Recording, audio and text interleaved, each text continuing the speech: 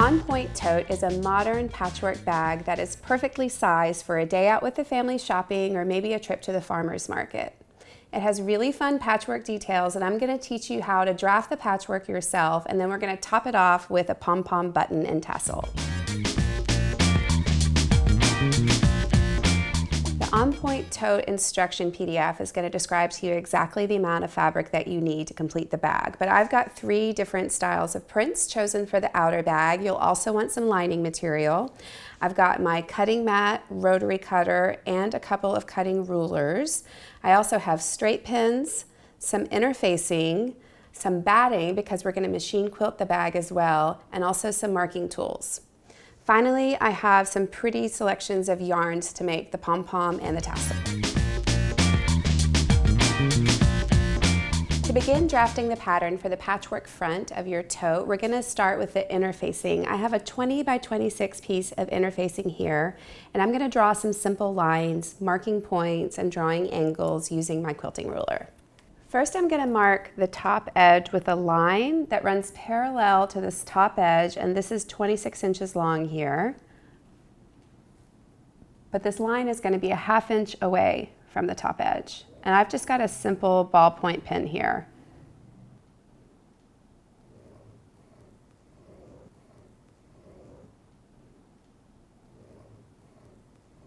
Now I'm going to find the halfway point across here, and that's going to be 13 inches. So I just want the 13 to line up on the edge here. And I'm going to mark right here. And then I'm going to slide the ruler down towards the bottom and get another mark 13 inches away from the side edge.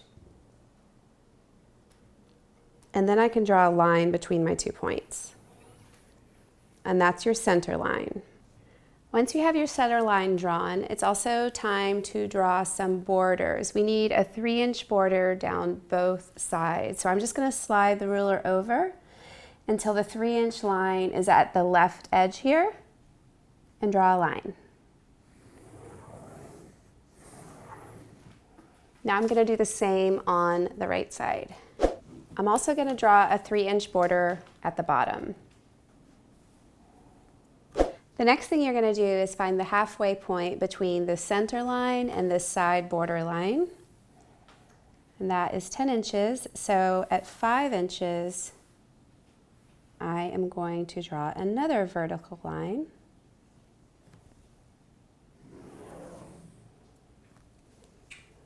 And do the same thing on this side.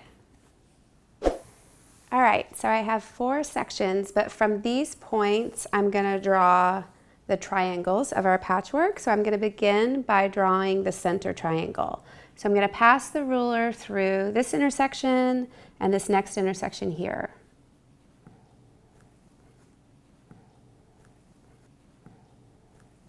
And then I'm going to tilt it the other way to get the next one.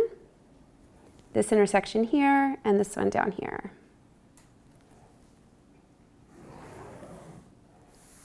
Now I'm going to do the exact same thing over here on the left side.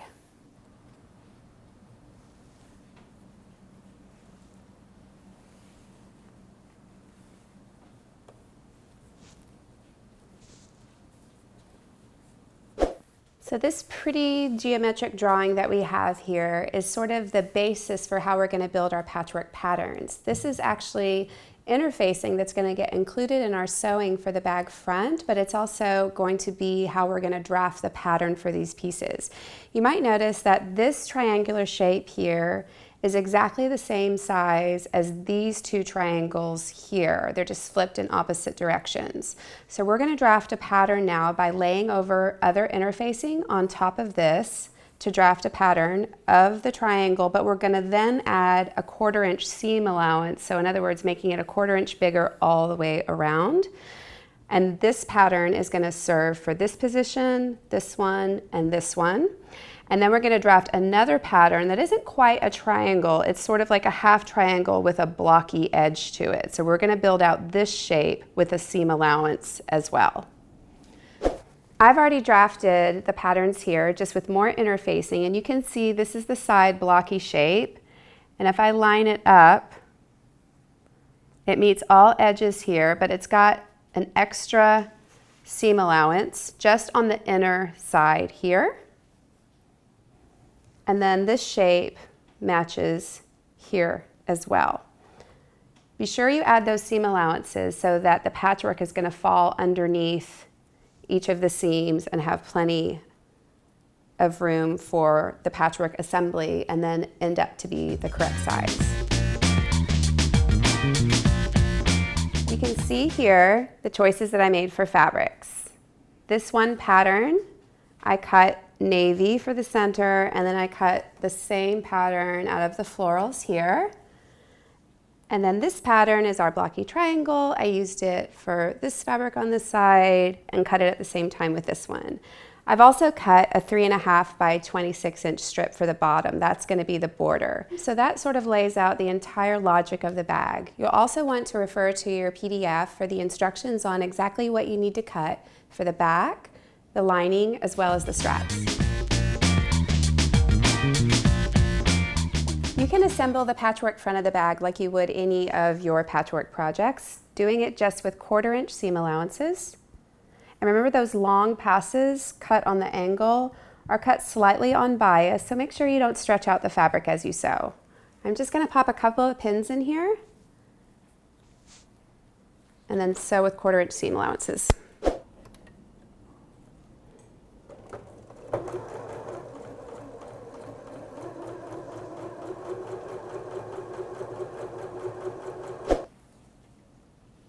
So there's 2 pieces, and now I'm going to have the 3rd centerpiece attached right here.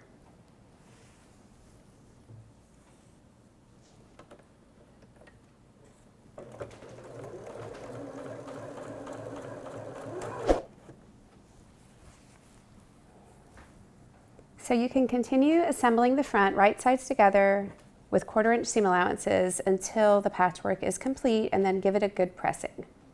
I have my patchwork front complete, nicely pressed, and I layered it up with a piece of batting that's just the same size, and also some interfacing, which I'm going to use actually as the quilt backing to perform the straight line quilting. And since I'm doing quilting now, I also have my extension table attached and my even feed walking foot, as well as the quilting bar to help guide perfect stitches. I'm going to begin my quilting by just following the lines of this patchwork first, and then all subsequent lines will be guided off of that. Yeah. Go for it. Just go for yourself. What are you doing to the back of my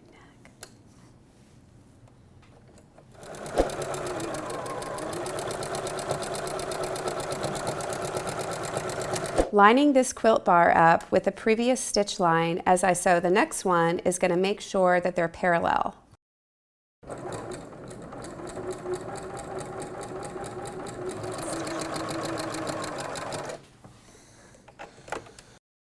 Once you finish quilting the front of the bag, you can layer up the back piece with batting and backing, get it pinned in whatever fashion you need to perform your quilting. It's time to prepare the straps for the assembly of the bag. I already have one finished, and for the other, I have 2 pieces cut, 2.5 inches by 25 inches, and the same size for 1 piece of interfacing. I'm just going to layer the 2 strap pieces together, right sides together, and then also interfacing on top. And then I'm going to sew with a 1/4 inch seam allowance down each side.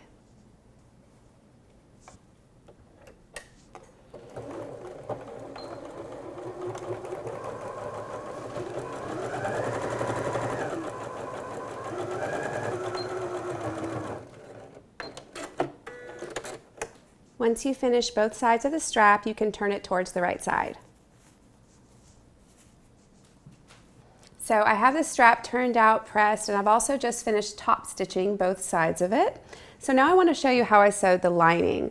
All I did was put the 2 20 by 26 pieces together with their right sides facing. I sewed down one side with a 1/2 inch seam allowance, turned the corner, and stopped a few inches shy of the center. I did the same thing on the other side. so that I've left an opening in the center bottom of the lining.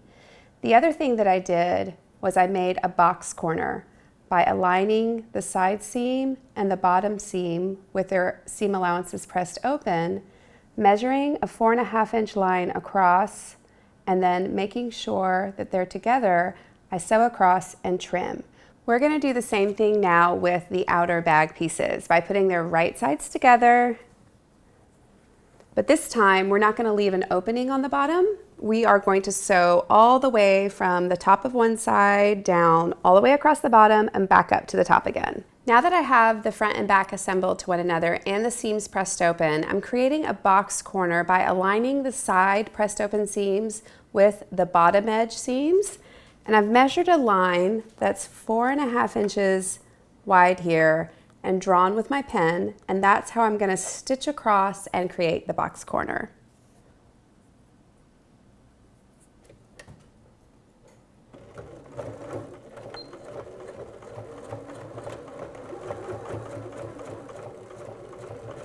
So now I can trim this at a 1/4 inch seam allowance approximately, just to get rid of all that bulk.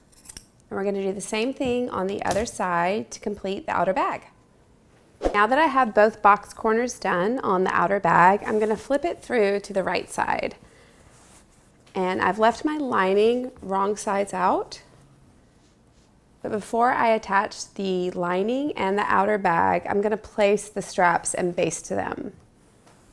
So I'm just going to take one strap, and I like just marking off the center to make sure that they're in place.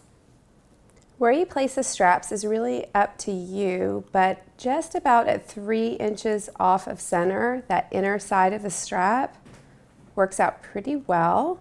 So I've got this one set at 3 inches from the inner edge of the strap here, and I'm going to pin it in place. And then I'm also going to measure 3 inches to the center of this side and pin this one in place.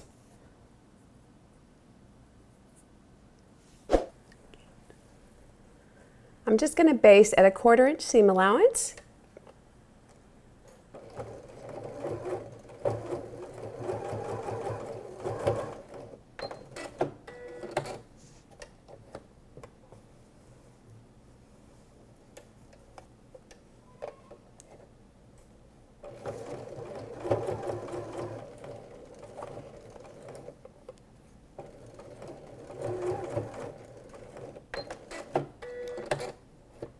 And now we're going to do the same thing on the other side of the bag.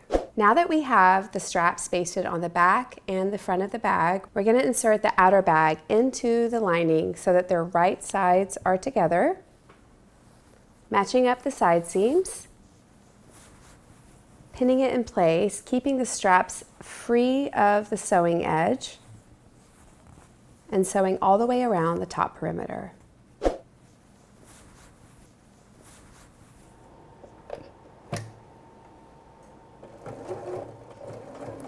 I created this button loop by first cutting a 6.5 inch by 1 inch length and then doubled it over twice and did a top stitch. I'm going to fold it in half now and place it at the center back between the lining. I'm going to pin it in place and include it in this top assembly step.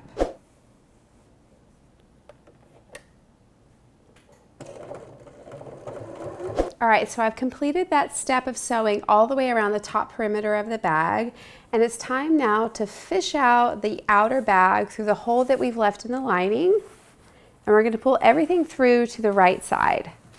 Now that we can see the right sides of both the lining and the outer bag, we're going to place the lining wrong sides together here, and I'm just going to do a top stitch to close up that opening.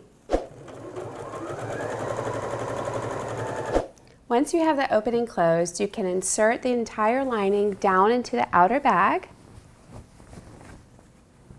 Situate everything into place, and once pressed, you can perform a top stitch all the way around the perimeter at about a 1/4 inch away from the edge of the bag. Now that the entire bag assembly is complete, we can concentrate on those cute little finishing details. I've actually decided to make a pom-pom and have that stand in place of a button. And then I've also made a tassel to throw onto this little loop here for an extra detail. So I'm going to show you how to make a pom-pom out of some pretty colors of wool that I have here, but really you could use scrap wool from any of your knitting or crochet projects. Let me set the bag aside just a little bit and choose colors that I want for the pom-pom. I'm just going to pull, say, 4 of these 6 colors here to include in the pom-pom. And really all I need is my own hands, the wool, and some scissors to create it. If you wanted to make a larger pom-pom, you could start off with actually 2 empty toilet paper tubes, but I'm going to show you how to do this just around my hand. I've unwound 4 of the colors here that I want to use for my pom-pom, and I'm going to begin the pom-pom by wrapping them around my 2 fingers, and I'm just going to keep them spread out, keeping the yarn smooth as I go. I have 1 extra length here that I have doubled over. It's probably about a total of 20 inches, but once doubled over, it's about 10. I'm going to pass the loop through one side, and then the 2 ends I'm going to pass over the other side and then through the loop.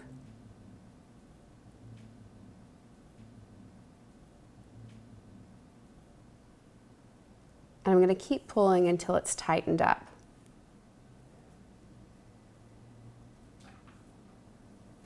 I'm going to wrap 1 more time around.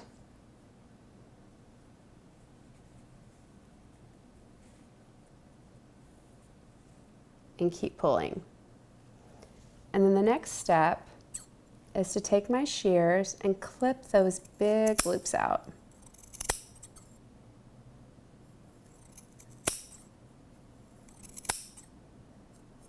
On one side, and then I'm going to do it on the lower loops as well. Careful not to cut yourself. Again, this can easily be performed on 2 rolls of empty toilet papers instead of your 2 fingers.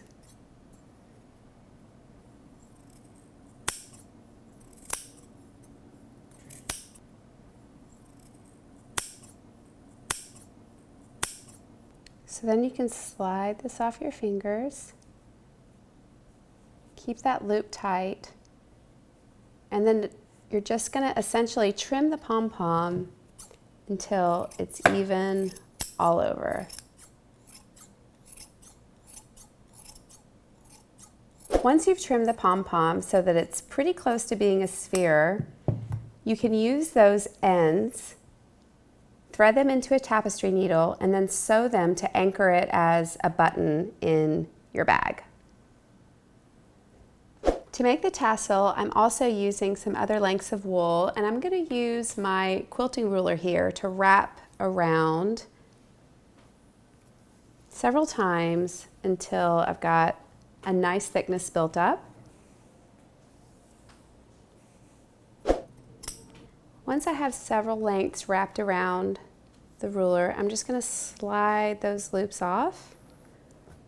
I have this extra length of about 18 to 20 inches here, doubled over, and I'm going to slide that underneath, and again pass the raw ends through the loop to tighten, right in the center of all those loops. That's creating the top of the tassel, and then I'm going to take 1 more length of wool and wrap around to form a head on the top of the tassel. And I'm going to tie a nice tight knot. And once I've done that, I can trim those threads along with all the rest of them at the bottom. And you can continue to clip to shape the bottom edge of the tassel.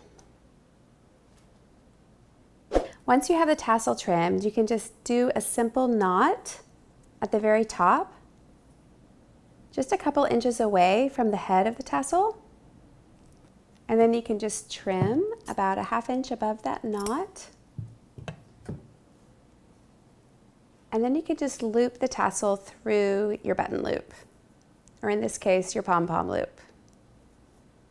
It's just an extra cute little detail on the loop of this bag. Now you have these really cute handmade details to customize your bag, and you've also learned how to draft your own triangular patchwork pattern. So if you want to change up the size or the dimension of your bag, you are ready to go.